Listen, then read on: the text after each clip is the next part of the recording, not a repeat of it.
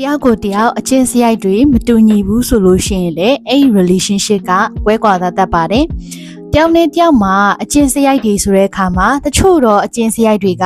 လက်ခံလို့ရတဲ့အချင်းစရိုက်တွေရှိတယ်လက်ခံလို့မရတဲ့အချင်းစရိုက်တွေရှိတယ်။ဒါပေမဲ့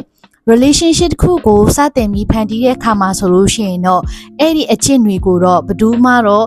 ထုံမပြသကြဘူးပေါ့နော်။ဒါပေမဲ့တွဲလာတာကြားတဲ့အခါမှာဆိုလို့ရှိရင်တော့တယောက်နဲ့တယောက်အချင်းစရိုက်လေးတွေတီးလာကြတယ်တချို့အချင်းစရိုက်လေးတွေကကြတော့လက်ခံလို့ရတဲ့အချင်းစရိုက်ဖြစ်တယ်နားလည်လို့ရတဲ့အရာဖြစ်တယ်တချို့တော့အရာတွေမှာဆိုလို့ရှိရင်နားလည်ပေးလို့မရဘူးလက်ခံပေးလို့မရတဲ့အချင်းစရိုက်တွေရှိတယ်အဲ့ဒီအရာကိုက boundary ဆိုတဲ့စီးမထားပဲနဲ့ဒီရဲ့အချင်းစရိုက်ကို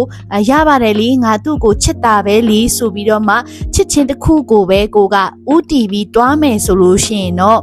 ဒါဒီ relationship မှာတော့ကိစ္စမရှိပေမဲ့အိမ်ထောင်ကျသွားတဲ့အခါကျလို့ရှိရင်တော့ဒီအချင်းစရိုက်တွေကနေပြီးတော့မှပဲကိုအစင်မပြေမှုတွေဖြစ်လာစေတယ်တယောက်နဲ့တယောက်ဆက်ဆံရေးတွေကိုဝေးကွာသွားစေတတ်တယ်ပေါ့နော်ဒါကြောင့်မလို့ဒီ relationship ခုချစ်သူဘဝမှာစတင်လိုက်ပြီးဆိုတာနဲ့တယောက်ရဲ့အချင်းစရိုက်ကိုတယောက်သိထားပြီးဆိုလို့ရှိရင်ဘလို့အချင်းစရိုက်မျိုးကတော့ကိုလက်ခံနိုင်တယ်ဘလို့အချင်းစရိုက်မျိုးကတော့ကိုလက်မခံနိုင်ဘူးလဲဆိုတာကိုတယောက်နဲ့တယောက်ပွပွလင်းလင်းလေးညှိနှိုင်းတဲ့နဲ့ပြီးတော့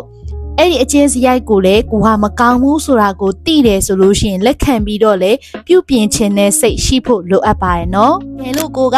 အဲ့ဒီအချင်းစရိုက်ကိုမပြုပြင်ခြင်းဘူးမပြောင်းလဲခြင်းဘူးဆိုလို့ရှိရင်တော့ကိုချရတဲ့သူနဲ့တဖြည်းဖြည်းဝေးကွာတောင်းလို့ဖန်တီးနေရတဲ့ပဲအတူတူပဲဖြစ်ပါတယ်။ဒါကြောင့်မလို့ဒီရဲ့ဗီဒီယိုတွေကနေပြီးတော့မှကိုရဲ့ချစ်သူလက်ခံနိုင်တဲ့အကျင့်လက်မခံနိုင်တဲ့အကျင့်ရှိလားမရှိဘူးလားဆိုတာကိုပြန်လဲဆန်းစစ်တင်တယ်လို့မျိုးနှစ်ယောက်အတူတူလဲတိုင်ပင်ညှိနှိုင်းတင်တယ်ဘလို့အကျင့်တွေကတော့ပြောင်းလဲတင်တယ်ဘလို့အကျင့်တွေကတော့